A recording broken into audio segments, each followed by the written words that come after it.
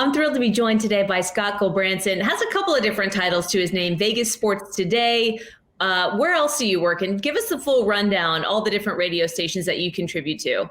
Sure, Carolyn. We have Southern California's only all Raiders talk show on the Mightier 1090 ESPN radio in SoCal, because huge amount of Raider fans still in Southern California.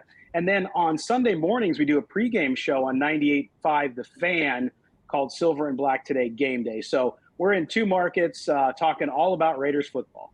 So Silver and Black Today and covering all things Raiders in Vegas. I'm so glad that you're with me. I'm sure it's been just a crazy week for you beginning on Monday. Where does Sunday's win rank for you covering the team for the way that you have, for the duration that you have, in terms of the best wins in the history of the franchise? Well, it's funny. I wrote a piece up on VegasSportsToday.com about that because I think it's one of the most significant wins in the history of the franchise. And of course, that's saying a lot with the Raiders franchise and the historic nature of it going back to the 60s. And of course, we just lost Coach John Madden, and we know the first Super Bowl back in 1977. The Raiders have a great history with Al Davis, the owner. But this one particularly, remember, Carolyn, if you look at the Raiders, they've only had 7 playoff appearances in 31 years. And if you look at the last 20 years, it's been very lean for Raider Nation. So this win was significant, especially when you consider it came on the anniversary of their first Super Bowl win, just a few days after they lost John Madden. And then, of course, all the challenges, the tumultuous season the Raiders had with losing John Gruden, with the controversy, with losing Henry Ruggs and that tragedy, as well as other things off the field and in the front office. So to me, as far as modern fans, especially Raider Nation, if you're under 30 years old, this is probably the biggest win you've ever experienced. I guess I'm a bit of a sucker for sentimentality or things being written in the sky. But when I saw your piece on Vegas Sports Today about, just the anniversary of that Super Bowl win, and I think you wrote something really kind of poetic about Madden having a telestrator in the sky.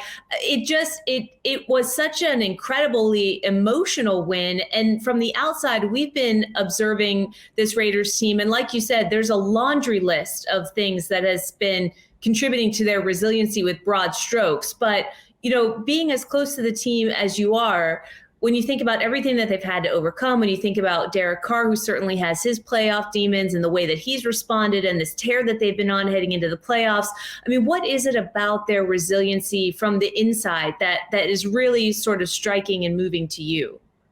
Well, I think it's the fact that they've all come together, and I think you have to really credit all of them for that. It's a team effort. But at the top, you have to credit, of course, interim coach Rich Bisaccia, who I think has done what he was pegged to do. And here was a guy who had never been a head coach, never been a head coaching candidate in the NFL, but he's been around for a long, long time. If you go back to his first coaching job in 1983, this is a man they knew would calm the ship after all that had happened after the John Gruden controversy. He came in, he's a guy that's beloved amongst the team, amongst the players, amongst the front office. And so he kind of calmed things down for them. And then you also, Carolyn, have to credit Derek Carr. I think, Derek Carr is a very polarizing figure. For those of you that aren't steeped in Raider Nation and the conversation for fans, he's very polarizing. A lot of fans love him and a lot of fans don't like him because of the fact the playoffs have not been within his reach, except for once early in his career when he broke his ankle and didn't get to play in the playoffs. So I think that story of inside of how these men have banded together and kept it together, because remember, before this run, Carolyn, they were 6-7, and all of us, including myself, mea culpa, we were criticizing them and saying, I think they're kind of done. And who would blame them for being done after everything they had gone through? But no, they knew inside. And I think that's an incredible thing heading into the playoffs, where you have a team that believes in itself. It comes to a head every time they're in a game and they face a situation where they have to win the game. They've been able to do it over these 4 games, and they look to continue that in Cincinnati on Sunday. We did see flashes last Sunday of some of the offensive struggles that this team has dealt with. So what gives you reason to believe that Derek Carr and the offense will have more success in the postseason this time around? Well, I think number one, it starts up front, Carolyn. That offensive line, of course, remember the Raiders lost 3 starting offensive linemen through the first 4 weeks of the season. Richie Incognito's never played and probably done for his career.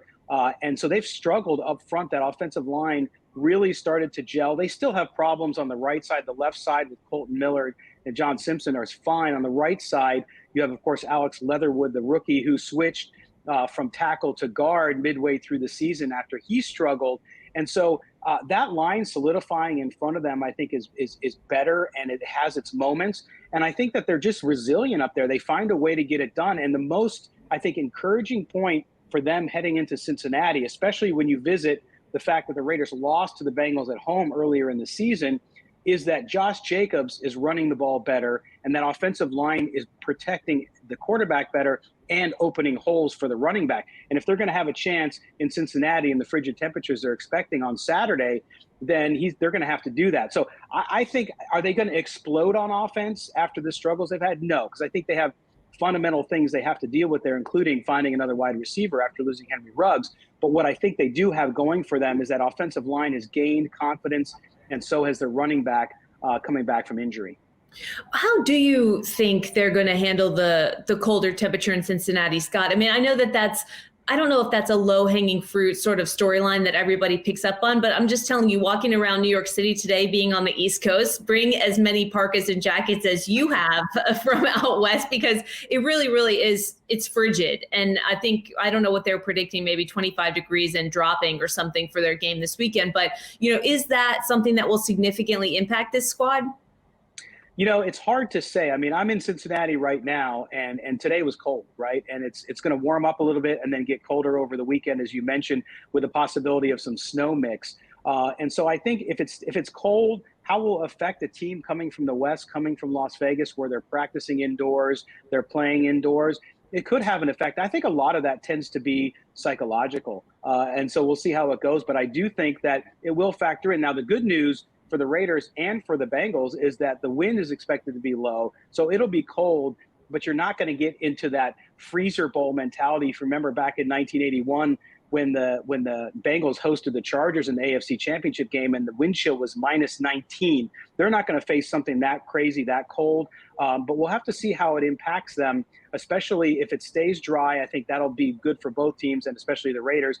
If it gets wet, if you're having a wintry mix with snow and sleet, and then it suddenly becomes an uglier game where you're going to have to run the ball and win in the trenches.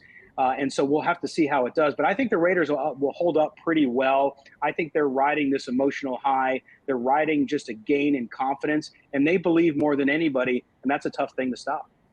Is that enough heading into the playoffs when you have that momentum and that mentality? I mean, we always talk about chemistry inside the locker room, and of course it's a professional league, so I'm not really sure how much that ultimately counts for at the end of the day when you juxtapose it with just the talent, that's across the board in this league, especially when you get to this point in the season. But, how far do you think that actually goes? I mean, just listening to Derek Carr, I think he's made so many right steps over the course of the season, Scott, from, coming out in defense of his teammates with everything that they dealt with towards the beginning of the season. I thought it was really interesting that he went out of his way to mention Aaron Rodgers in his post-game interview with Michelle Tafoya. I mean, he seems like such a good guy, but also, I don't want to say calculating. I don't even know if that's true. I'm curious for your feedback by that. But, how far does that actually stretch, that sort of winning mentality, that playoff magic, especially with the momentum that they've had these last couple of weeks?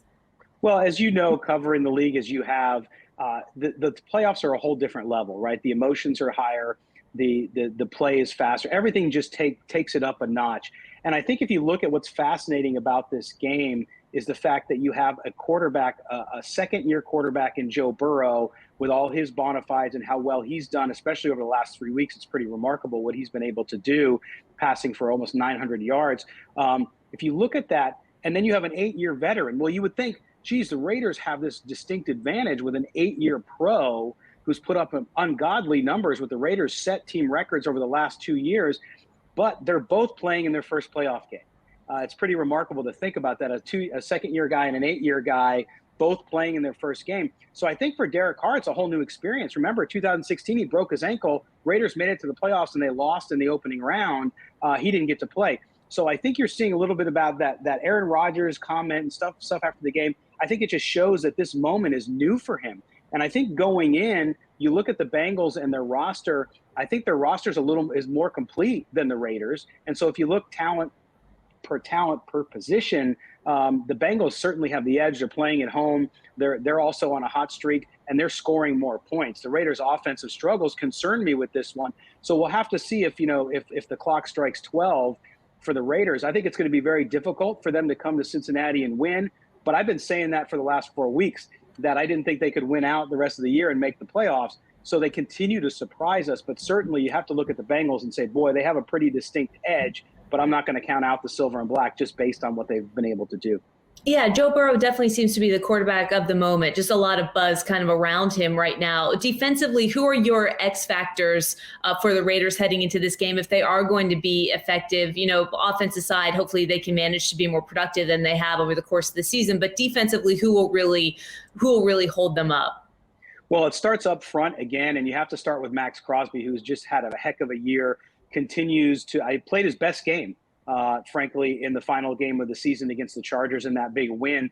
He just continues to go out. I've not seen a player whose motor just continues to rise every single game.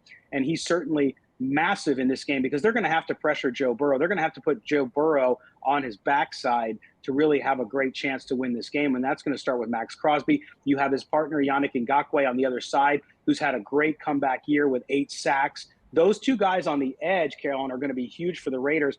But in the middle, too, it's trench warfare, and they're going to have to play well there. They lost Darius Philon, who had an amazing game against the Chargers. He was lost to a knee injury, so he'll be gone. So they're going to have to plug up the middle with Jonathan Hankins and others. So that defensive line is going to have to really do what they've been able to do over the last 4 weeks, and that's control the run and get pressure on that quarterback. Get Joe Burrow out of that pocket so that the Raiders can disrupt the offense and also stop the ball going downfield to one Mr. Jamar Chase. Is that ultimately what's going to be the difference if they manage to find some success in Cincinnati this weekend, or do you think the onus lies more on the offense to continue to be productive? Well, I think it's a little bit of both. I think the offense right now is not going to go back to where they were their first 7 games of the season where they were scoring 30 points a game. We just haven't seen that over the last 8 weeks. So if that's the case and the Raiders offense is going to be kind of what it's been, then their defense is going to have to come up big. Now, again, I don't expect the Raiders to come out and explode on offense. They did get Darren Waller back against the Chargers, but he's clearly not 100%. He had a couple opportunities, but he's not the kind of player. He does occupy folks, but they've been gambling and doubled down on Hunter Renfrow, who's really, I think, carried the water for this team with Darren Waller out and had a great 1,000-yard season as a wide receiver, over 100 catches as well. So they're going to have to do that and get that offense moving and run the ball effectively. But just as important is going to be that defense. This is going to be all about complementary football to the Raiders because they just don't have an offense as high-powered as the Bengals have currently. It's got to be so exciting to be a Raiders fan right now, especially with everything that they have had to put up with this season. I mean, one storyline after another, and this team finding a way to gain some momentum at exactly the right time, poised to make a little bit of a run here in the playoffs that they can execute based on everything you're saying that they need to do. The other interesting storyline about this matchup in particular is you've got the desperation between these two different franchises. I think I saw on your Twitter feed, you retweeted somebody or you retweeted the Elias Sports Bureau.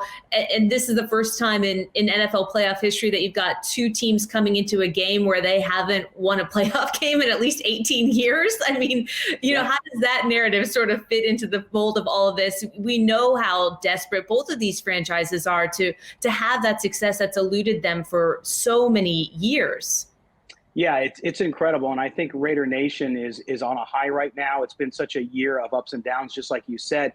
But remember, I had a longtime listener of mine, send me a message yesterday. He said, you realize, my son just turned 20 and he's never seen a Raider playoff game victory. And so that tells you this fan base, especially on the younger side, they just have not had a lot of excitement or games late in the season or going into the playoffs that have mattered. They've only had one since 2016. You mentioned the 18-year plus drought. Remember, too, how about this?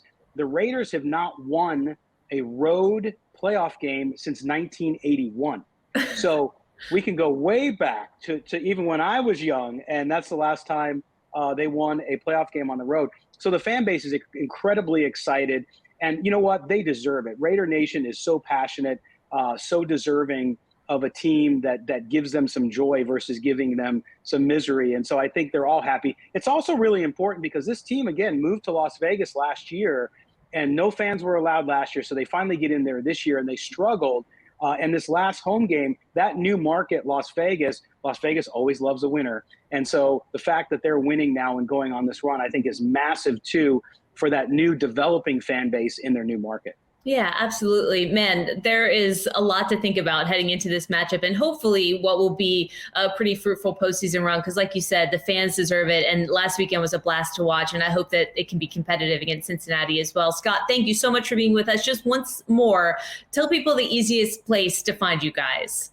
Sure. The easiest place, you can find us at vegasportstoday.com, and then you can also find our radio show and links to our archive up on silverandblacktonight.com, where you can find both our radio shows, and you can subscribe to those too on anywhere you get your podcast, Apple, Google, wherever you get it, and you can listen to the show.